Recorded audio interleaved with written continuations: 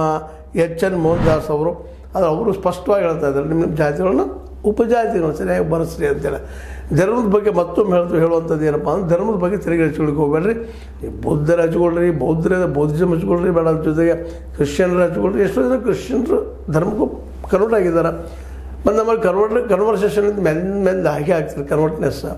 ಹೀಗಾಗಿ ಸಿಖ್ಖರಿರಲಿ ಅಥವಾ ನಾವು ಏನಪ್ಪ ಅಂತ ಮುಸಲ್ಮಾನರಲ್ಲೇ ನೀವು ಕನ್ವರ್ಟ್ ಆಗಿರ್ರಿ, ಎಲ್ಲೋ ಆಗಿರ್ರಿ, ನಿಮ್ಮ ಮೂಲ ಜಾತಿಯನ್ನು ಬರೆಸಿದ್ದೀರಿ ಅಂದರೆ ಧರ್ಮಲ್ಲಿ ಇಂಪಾರ್ಟೆಂಟ್ ಅಲ್ಲ ಅನ್ನೋದು ಮಾತನ್ನು ಹೇಳಿದ್ದಾರೆ.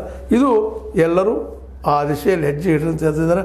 ಜೊತೆಗೆ ಎಚ್ ಆಂಜನೇಯನವರಂತೆ ಪೂರ್ಣ ಪ್ರಮಾಣದಲ್ಲೇ ಎಲ್ಲ ತಮ್ಮ ಜನರಿಗೆ ನೀವು ಮಾದಿಗ ಅಂತ ಬರೆಸ್ರಿ, ಮ್ಯಾಕ್ಸಿಮಮ್ ಅದರಿಂದ ಲಾಭ ಆಗ್ತದೆ ಅನ್ನುವಂಥ ಮಾತನ್ನು ಹೇಳಿದ್ದಾರೆ. ಮತ್ತು ಅದ್ರ ಜೊತೆಗೆ ಒಂದು ದೊಡ್ಡ ಸಭೆಯನ್ನು ಕರೆದು ಜನರ ಜಾಗೃತಿ ಮೂಡಿಸುವಂಥ ಕೆಲಸವನ್ನು ನಮ್ಮ ಆಂಜನೇಯವರು ಎಚ್ ಆಂಜನೇಯವರು ಮಾಡಿದ್ದಾರೆ. ಮತ್ತು ಇನ್ನೊಂದು ಮಾತು ಹೇಳ್ತಾರೆ ಅವರು, ಆದಿ ಕರ್ನಾಟಕ, ಆದಿ ದ್ರಾವಿಡ, ಆದಿ ಆಂಧ್ರ ಹೀಗೆಲ್ಲ ಬರೆಸಬೇಡ್ರಿ ಅಂತ. ಆಂಧ್ರದಲ್ಲಿದ್ದಂಥವೆಲ್ಲವ ಈ ನಮ್ಮಲ್ಲಿ ನಡೆಯೋದಿಲ್ಲ, ನಮ್ಮಲ್ಲಿ ಏನಿದೆ ನಮ್ಮ ಜಾತಿ ಏನಿದೆ ಬರೆಸ್ರಿ. ಸುಮ್ಮನೆ ಏನೇನು ಹೇಳಿಕ್ಕೆ ಹೋಗ್ಬೇಡ್ರಿ, ಏನೋ ಆದಿ ಕರ್ನಾಟಕದವ್ರಿ, ಆದಿ ದ್ರಾವಿಡ, ಆದಿ ಆಂಧ್ರ ಹಿಂಗೆಲ್ಲ ಹೇಳೋದ್ರಿಂದ ಏನೂ ಇಲ್ಲ, ಅದು ತಪ್ಪಾಗ್ತದೆ. ನಿಮ್ಮ ಉಪಜಾತಿ ಸರಿಯಾಗಿ ಬಳಸ್ರಿ. ಅದಕ್ಕೆ ಮಾದಿಗ ಅನ್ನುವಂಥ ಶಬ್ದನೇ ಬಳಸ್ರಿ. ನಮ್ಮೆಲ್ಲ ಜನರಿಗೂ ಮೀಸಲಾತಿ ಸಿಗೋ ಸಾಧ್ಯತೆ, ಅದು ಬಳಸಲಿಲ್ಲಂದ್ರೆ ಏನು ಮಾಡಲಿಕ್ಕೆ ಬರೋದಿಲ್ಲ ಅನ್ನೋದು ಮಾತು ಸ್ಪಷ್ಟವಾಗಿ ಹೇಳಿದ್ದಾರೆ.